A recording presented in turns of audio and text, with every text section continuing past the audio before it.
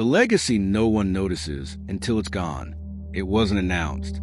It wasn't celebrated. There was no countdown or ceremony marking the moment it began to fade. Legacy, like power, often disappears quietly, only becoming visible when its absence changes everything. For years, the billionaire believed legacy was something you built and left behind. A name, a system, a body of work that would continue untouched. But legacy is not what remains when you leave. It's what still works when you're no longer there to fix it.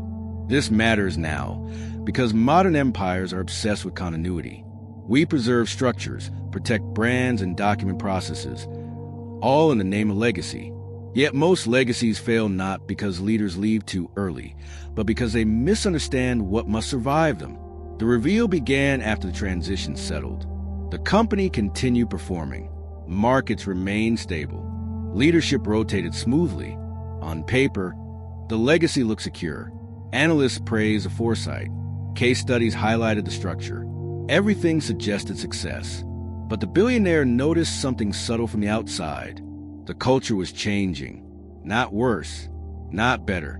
Different. Language shifted. Values were interpreted through new lenses. Decisions referenced principles without recalling their origin. The empire was still moving, but it was no longer echoing its creator's voice. At first, this felt unsettling. The billionaire had expected influence to linger longer, to shape outcomes indirectly, to guide without presence. But legacy does not obey intention. It adapts. It mutates. It belongs to those who inherit it, not those who create it. The reveal sharpened when a major decision was announced that directly contradicted something the billionaire once believed deeply. The rationale was sound, the execution strong, the outcome positive, and yet it was unmistakable. The empire had chosen differently. The billionaire felt the truth settle with unexpected force. Legacy was no longer being preserved. It was being interpreted, and that distinction carried consequences no governance structure could fully control. Because once leadership leaves, legacy stops being instruction. It becomes context, and context, over time, fades. The question was no longer whether the legacy would survive. It was what it would become, once no one remembered why it was built that way in the first place. The realization deepened as the billionaire watched the organization evolve without reference. New leaders brought new assumptions. Familiar principles were still cited, but their meaning shifted subtly with each application. What once felt foundational now felt flexible. The legacy was intact in form, but not in spirit. The reveal became undeniable during a leadership forum. The billionaire attended quietly. Speakers referenced the company's original vision, summarizing it in clean, modern language. It was accurate and incomplete. The edges were gone, the tensions removed, the risk softened. The vision had been streamlined to fit the present moment. No one was wrong, but something essential was missing. The conflict sharpened when the billionaire realized that no one was obligated to remember the intent behind the rules. Systems endured, processes survived, but the reasons for their existence faded as new realities took over. Legacy, once codified, had begun to detach from its origin. Emotionally, this was harder than leaving. Stepping away had been a decision. Watching legacy transform was something else entirely. It meant accepting that influence does not freeze in time. It decays, adapts, and eventually belongs to people who never experienced its creation. The billionaire noticed decisions being made efficiently, confidently, and differently. Outcomes were strong. The organization was healthy. Yet it was no longer recognizable in the ways that mattered most to its creator. This wasn't failure. It was succession working as designed. And that was a conflict. Legacy only survives by changing, but change erases the certainty of being remembered correctly. The emotional tension peaked when the billionaire realized that correcting the record would undermine the very independence they had fought to create. Intervening now would preserve memory, but weaken growth. Silence would protect autonomy, but allow drift. The billionaire faced a final paradox. To preserve legacy, one must let go of controlling it. To shape the future, one must accept being misunderstood by it. The conflict was no longer about power, control, or relevance. It was about acceptance. And the next step would determine whether legacy became a burden or a foundation strong enough to be forgotten without breaking. The conflict reached an emotional peak when the billionaire understood that legacy was never meant to be preserved intact. It was meant to be used, bent, reinterpreted by people facing problems the founder could never have imagined. What felt like erosion was, in truth, evolution doing its quiet work. The moment crystallized during a decision that echoed one from decades earlier. The context was different.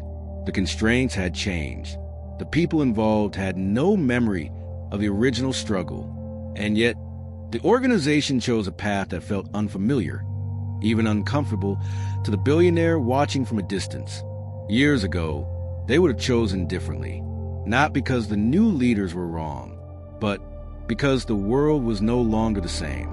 The billionaire felt a final internal resistance rise, the instinct to correct, to explain, to restore the original intent. But that instinct revealed something important. Legacy that must be defended has already failed its purpose.